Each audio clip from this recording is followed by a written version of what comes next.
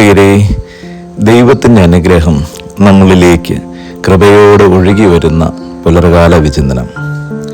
നമുക്ക് ഈശോയോട് പ്രാർത്ഥിക്കാം. അവിടുത്തെ തിരുവചനത്തിലൂടെ ഈ പ്രഭാതത്തിൽ നമ്മൾ അനുഗ്രഹിക്കപ്പെടണമേ എന്ന്. നമ്മളും നമ്മുടെ ഭവനവും ഈശോ തൻ്റെ വചനത്തിൻ്റെ കൃപയാൽ സംരക്ഷിക്കണമേ എന്ന് പ്രാർത്ഥിച്ചുകൊണ്ട് ഈ വചനം നമുക്ക് കേൾക്കാം.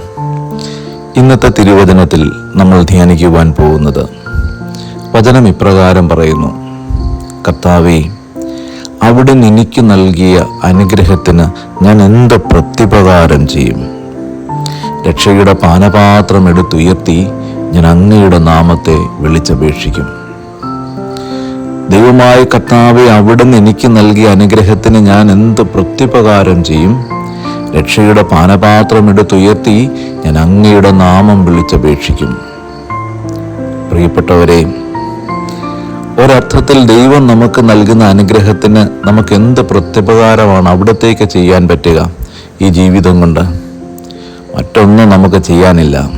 എപ്പോഴും ദൈവത്തിൻ്റെ സന്നിധിയിൽ നന്ദിയോടെ ജീവിതത്തെ സമർപ്പിച്ചു കൊടുക്കുക മാത്രമേ ഉള്ളൂ വഴി. അതുകൊണ്ട് നിന്റെ ജീവിതത്തിൽ എന്തെല്ലാം കാര്യങ്ങൾ നിനക്ക് ലഭിക്കുന്നുവോ അവിടെ എല്ലാം നീ സദാ ദൈവത്തിൻ്റെ മുമ്പിൽ നന്ദിയോടെ ജീവിക്കുക.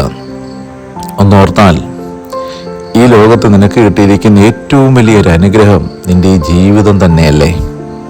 ഈ ഭൂമിയിൽ ദൈവത്തിൻ്റെ കൃപാവരം നിറഞ്ഞു നിൽക്കുന്ന ഈ ഭൂമിയിൽ നിനക്ക് ദൈവത്തെ മഹത്വപ്പെടുത്തി ജീവിക്കുവാൻ കുറേ വർഷങ്ങൾ ദൈവം നിന്റെ ജീവിതത്തിലേക്ക് നൽകിയിരിക്കുന്നു. എന്നാണ് ദൈവത്തിൻ്റെ സന്നിധിയിലേക്ക് അവിടുത്തെ നാമത്തെ മഹത്വപ്പെടുത്തി നമ്മൾ മടങ്ങിപ്പോവുക എന്ന് നമുക്കറിവില്ല.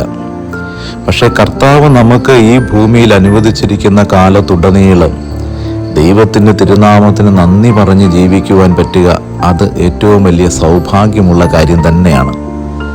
അപ്പോൾ ജീവിതത്തിൽ നിങ്ങൾ എപ്പോഴും നന്ദിയുള്ളവരായിട്ട് ജീവിക്കുക.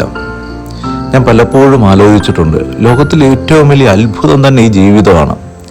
കാരണം രോഗം മാറുന്നതോ വലിയൊരു സാമ്പത്തിക ബാധ്യത മാറിപ്പോകുന്നതോ അപകടങ്ങൾ മാറിപ്പോകുന്നോ ഇതൊന്നും അത്ഭുതങ്ങളായിട്ട് നിങ്ങൾ കണക്കാക്കണ്ട. കാരണം കർത്താവിന് നിന്റെ രോഗത്തെ മാറ്റുവാൻ ദൈവത്തിൻ്റെ ഒരു സെക്കൻഡ് മതി.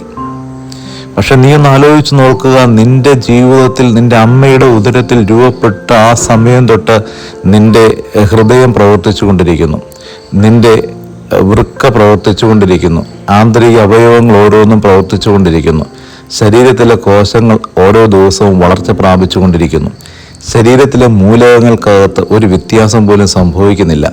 എല്ലാം വളരെ കൃത്യമായിട്ട് പ്രവർത്തിച്ചു കൊണ്ടിരിക്കുന്നു.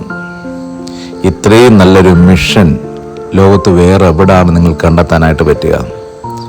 10, 40, 50, 60 വർഷങ്ങളായിട്ട് ഇതിന് യാതൊരു കുഴപ്പവുമില്ലാതെ പ്രവർത്തിച്ചു കൊണ്ടേയിരിക്കുന്നു. ഇത്രയും വലിയൊരു അത്ഭുതം ഈ ലോകത്ത് വേറെ എവിടെയാണ് കാണുവാനായിട്ട് പറ്റുക?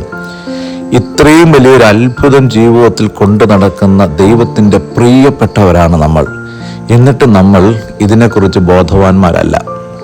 നന്ദി പറയുക പ്രിയപ്പെട്ടവരെ. ദൈവം നിങ്ങളെ കാത്തു പരിപാലിക്കുന്ന ഓരോ നിമിഷത്തെ ഓർത്ത് നന്ദി പറയുക. ഇതുവരെ അവൻ വീഴാൻ സമ്മതിച്ചില്ല. അവൻ കരങ്ങൾ താങ്ങി പിടിച്ചു കൂടെ കൂട്ടി നടത്തിക്കൊണ്ടുപോയി. ഒരിക്കൽ പോലും നീ തളർന്നു വീഴാൻ നിന്റെ ദൈവം അനുവദിച്ചില്ല. ആ ദൈവത്തിന് എപ്പോഴും നന്ദി പറയുക. നമുക്ക് ഈ പ്രഭാതത്തിൽ ഈശോയുടെ കരങ്ങളിലേക്ക് നമ്മൾ ഏൽപ്പിച്ചു കൊടുക്കാം. നമ്മുടെ വീട്, പ്രിയപ്പെട്ടവർ, മക്കൾ എല്ലാവരെയും ഒന്ന് ഏൽപ്പിച്ചു കൊടുത്തൊന്ന് പ്രാർത്ഥിച്ച്, കർത്താവേ, ഈ പ്രഭാതം അനുഗ്രഹത്തിൻ്റെതാകണമേ. അവിടുന്ന് എനിക്ക് നൽകുന്ന അനുഗ്രഹത്തിന് നന്ദിയല്ലാതെ എൻ്റെ ജീവിതത്തിൽ പറയുവാൻ മറ്റൊന്നുമില്ല ഈശോയെ. ഈ വിശുദ്ധിയുടെ പാനപാത്രം എടുത്തുയർത്തി ഞാൻ അങ്ങയുടെ നാമത്തെ വിളിച്ചപേക്ഷിക്കുന്നു. അവിടുന്ന് എൻ്റെ പ്രാർത്ഥന കേൾക്കണമേ, എന്നെ അനുഗ്രഹിക്കണമേ. ആമേൻ.